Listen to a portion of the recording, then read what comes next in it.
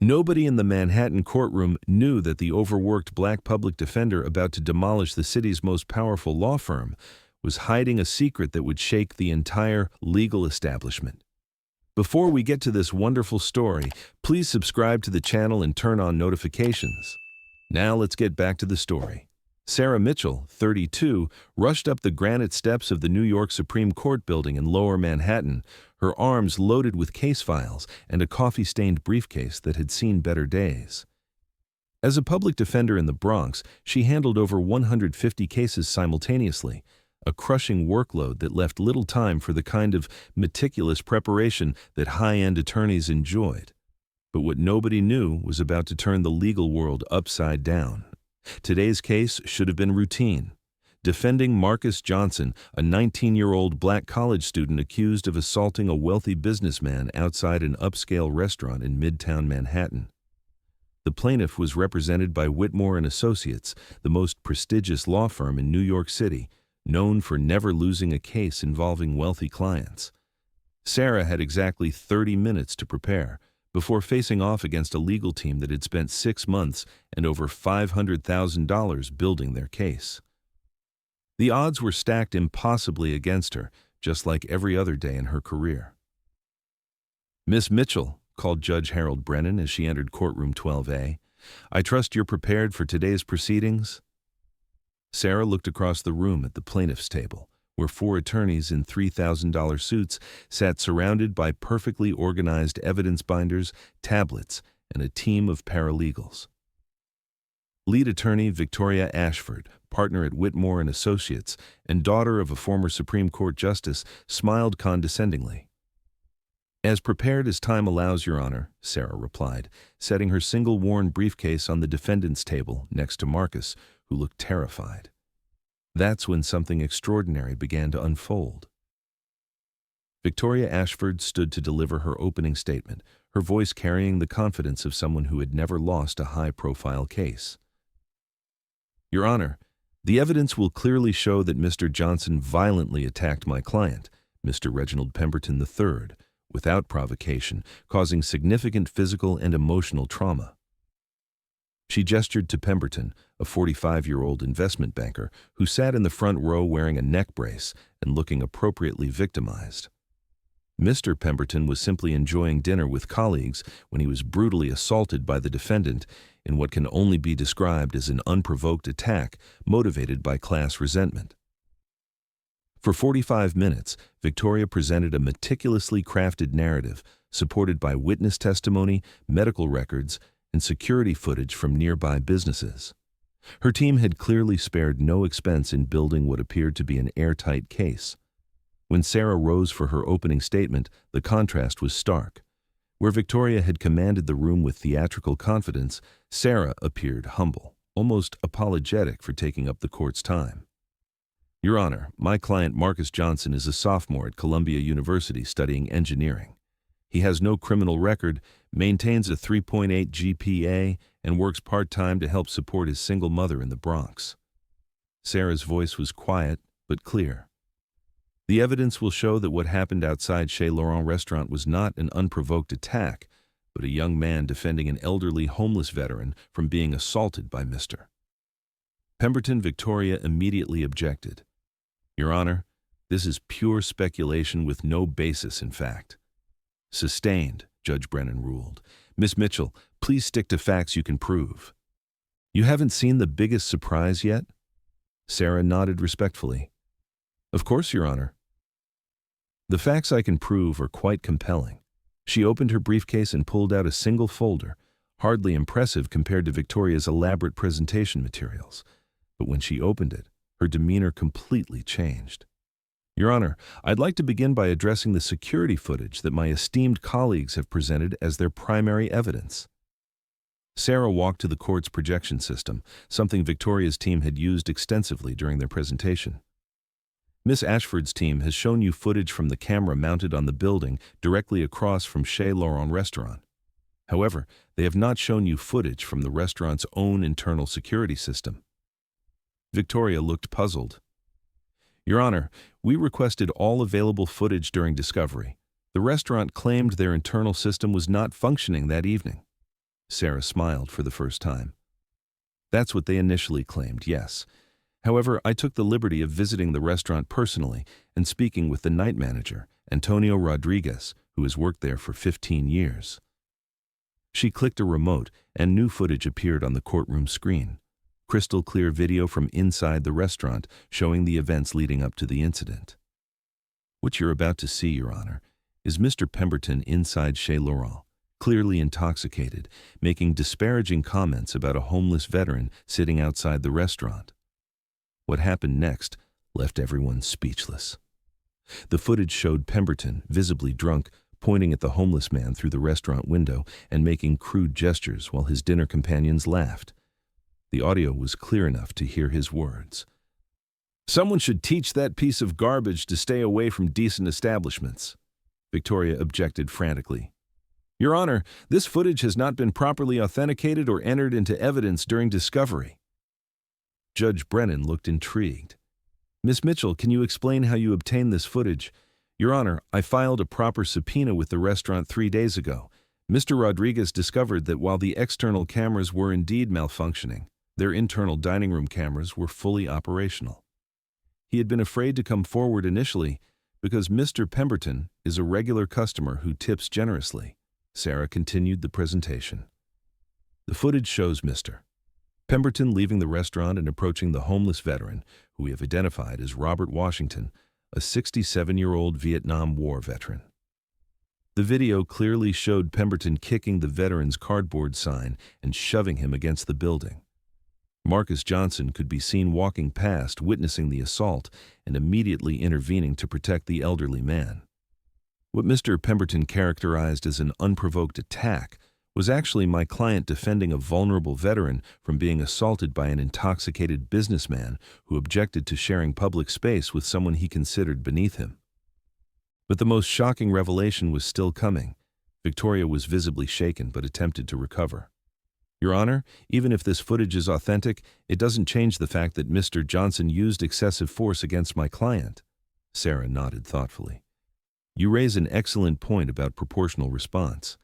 Let's examine the medical evidence more closely." She pulled out another document from her folder. Miss Ashford's team has presented medical records showing that Mr. Pemberton suffered a bruised shoulder and neck strain. However, they have not presented the complete medical file from New York Presbyterian Hospital. Sarah handed a document to the court clerk. "These are the complete emergency room records from that evening, including the blood work that Ms. Ashford's team chose not to include in their evidence." Judge Brennan examined the document. "Miss Mitchell, what am I looking at?" Mr. Pemberton's blood alcohol level at the time of treatment was 0.18, more than twice the legal limit. The emergency room doctor noted that his injuries were consistent with falling down while intoxicated, not with being assaulted by another person. The courtroom erupted in whispers. Victoria looked desperately at her team of associates who were frantically searching through their files. "Furthermore," Sarah continued, "the medical records show that Mr. Pemberton was treated not only for his alleged assault injuries, but also for lacerations on his knuckles, consistent with striking another person, specifically the homeless veteran he attacked." "Wait until you see what Sarah discovered next." Victoria stood up, clearly rattled.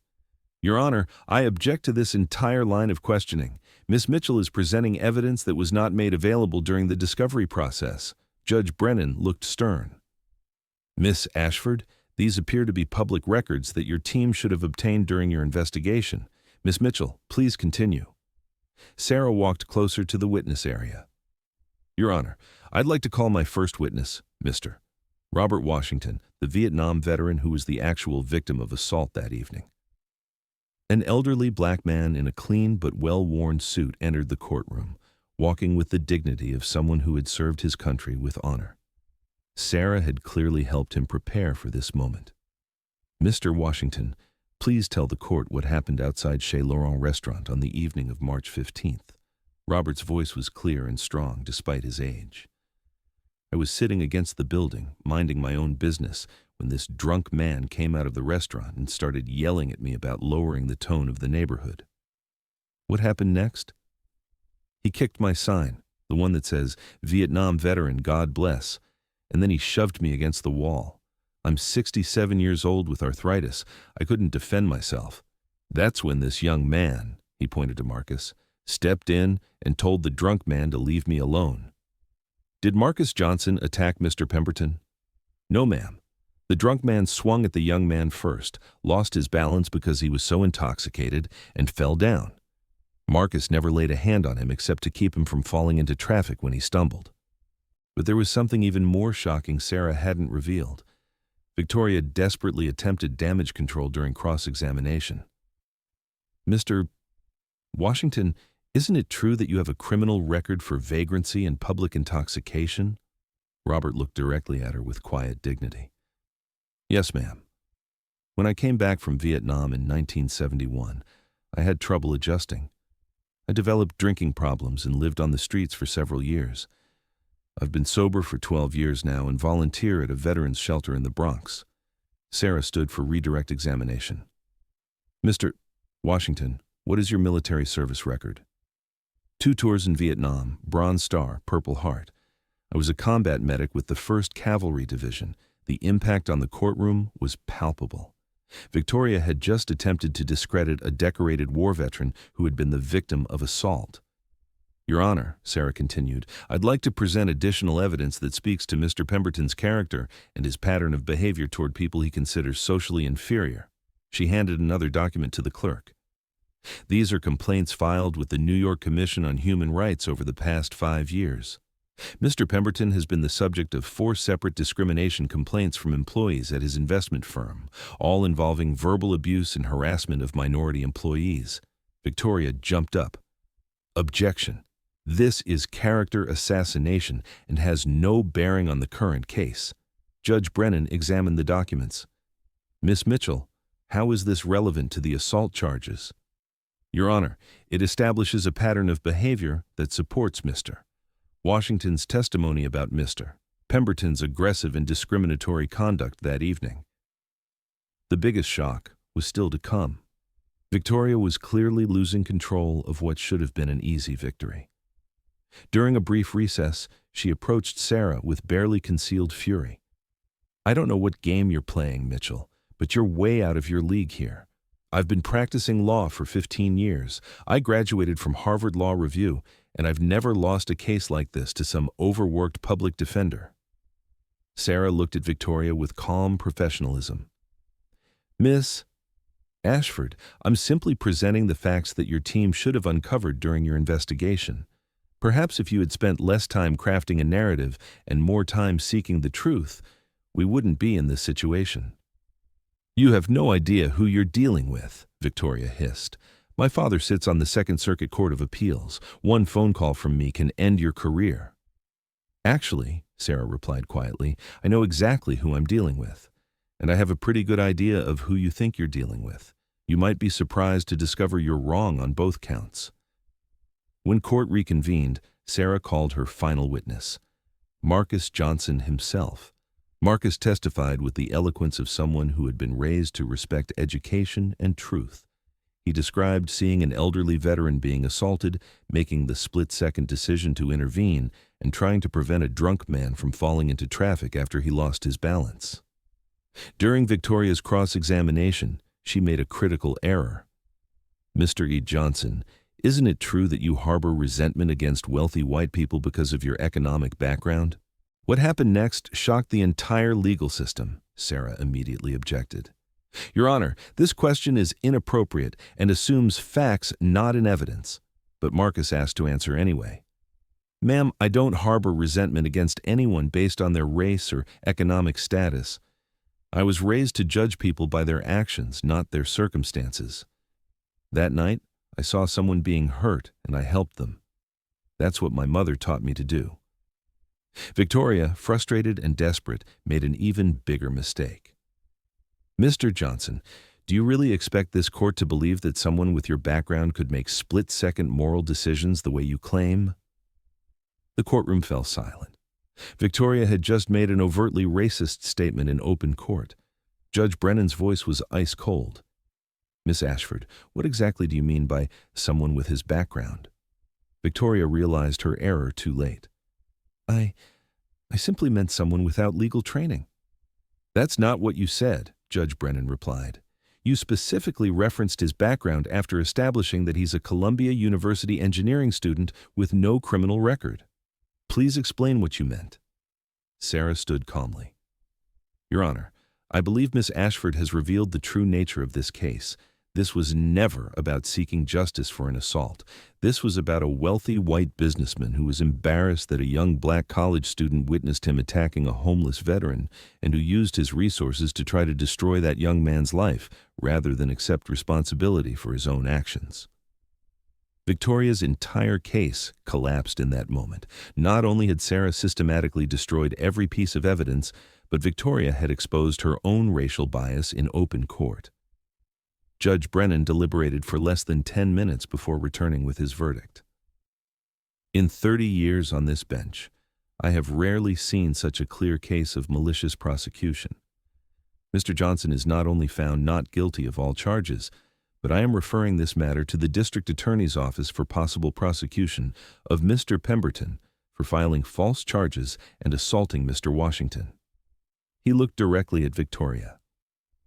As for counsel, Ms. Ashford, your conduct during this trial has been unprofessional and potentially sanctionable. I'm referring your behavior to the New York State Bar Association for review. As the courtroom cleared, Victoria cornered Sarah one final time. I don't know how you pulled this off, but don't think this is over. You have no idea who you've made an enemy of. Sarah smiled and opened her briefcase, pulling out a business card she handed to Victoria. Actually, I think you're the one who doesn't understand who you've been dealing with. Victoria read the card and her face went completely white. The card read, Sarah Mitchell, J.D., Yale Law School, former federal prosecutor, Southern District of New York. You see, Ms. Ashford, Sarah continued, 3 years ago I was a federal prosecutor handling white-collar crime cases. I had the resources, the prestige, and the recognition that you assume I lack. But I discovered that the real fight for justice wasn't happening in federal court against millionaire fraudsters. It was happening in state court, defending people who couldn't afford $500 an hour lawyers. Victoria stared at her in disbelief. You left federal prosecution to become a public defender? I left a system that protects the wealthy and punishes the poor to join a system that actually serves justice. Today proved I made the right choice. Sarah packed her briefcase and prepared to leave. Oh, and Ms. Ashford, that phone call you mentioned to your father on the Second Circuit, you might want to be careful about that. Judge Patricia Mitchell on the Second Circuit is my mother. She's the one who taught me that real lawyers fight for justice, not just for whoever can afford the biggest retainer. 6 months later, the legal landscape of New York City had been permanently altered. Victoria Ashford was suspended from practice for 6 months and required to complete ethics training. Whitmore and Associates lost several major clients who were embarrassed by the public exposure of their discriminatory practices. Reginald Pemberton III was prosecuted for assault and filing false charges. He was sentenced to community service working with homeless veterans, an irony that was not lost on Robert Washington, who volunteered to supervise his service. Marcus Johnson's story became a symbol of how young people should stand up for those who can't defend themselves. He was offered internships at 3 major civil rights organizations and decided to change his major from engineering to pre-law. Robert Washington was connected with veteran services and found stable housing. He also became a volunteer with Sarah's office, helping to identify other veterans who needed legal assistance. Most significantly, Sarah's case sparked a citywide investigation into prosecutorial misconduct and discriminatory charging practices. Her methodical dismantling of what appeared to be a strong case became a teaching example in law schools across the country. The New York Times ran a front-page story titled, "The Public Defender Who Exposed the System's Bias," detailing how Sarah's background as a federal prosecutor had enabled her to recognize tactics that less experienced attorneys might have missed. Sarah was offered positions at a dozen prestigious firms, all of which she declined. Instead, she used the publicity to secure funding for an expanded public defender training program, teaching other overworked attorneys how to investigate cases more thoroughly despite resource constraints. During a keynote speech at Columbia Law School, Sarah addressed a room full of future lawyers. Many of you will graduate and join prestigious firms where you'll earn substantial salaries defending wealthy clients. There's nothing wrong with that path, but I challenge you to consider that the most important legal work in America happens in overcrowded public defender offices, in family courts, in housing courts, places where real people face real consequences that will determine the course of their entire lives. She looked out at the diverse audience of students. The law should be a sword that protects the innocent and a shield that defends the vulnerable. But too often, it becomes a club wielded by the wealthy against the poor. Each of you has the power to decide which kind of lawyer you'll become. 1 year later, Sarah received a letter that brought her journey full circle. It was from Marcus Johnson, now a first-year law student at Howard University. Miss Mitchell, I wanted to thank you not just for defending me, but for showing me what real justice looks like. You could have used your talents to make money, but instead, you chose to make a difference. That's the kind of lawyer I want to become. The letter continued. I've been accepted to internships at the NAACP Legal Defense Fund and the Southern Poverty Law Center. My goal is to become a civil rights attorney who fights the same kind of injustices that almost destroyed my life. Thank you for showing me that the system can work when good people decide to make it work. Sarah framed the letter and hung it in her office, next to her Yale law diploma and a photo of Robert Washington receiving a Community Service Award for his work with homeless veterans. This story teaches us that true legal expertise isn't about where you work or how much money you make. It's about your commitment to uncovering truth and fighting for justice. Sarah Mitchell chose to use her elite education and federal experience to defend people who couldn't afford high-priced attorneys. Victoria Ashford learned that assumptions about someone's background can blind you to their actual capabilities. The overworked public defender she tried to intimidate turned out to be more qualified and better prepared than her entire team of expensive lawyers. Marcus Johnson discovered that standing up for what's right sometimes puts you at risk, but there are people in the system who will fight to protect those who protect others. Most importantly, the case proved that justice isn't guaranteed by the size of your legal budget. It's achieved through thorough preparation, commitment to truth, and the courage to challenge powerful people who abuse the system. So ask yourself, who are the unrecognized experts fighting for justice in your community? The public defender might be a former federal prosecutor. The legal aid attorney might be the most brilliant lawyer in the room. The person fighting for the underdog might be the one who truly understands how the system works. True justice happens when we stop judging legal talent by the prestige of the firm and start evaluating it by the quality of the advocacy. When we realize that the most important legal battles are often fought by people who chose service over salary. Thank you very much for listening. Please let us know what you think of this story in the comments. Don't forget to like the video and subscribe to the channel. Turn on notifications so you don't miss any other videos.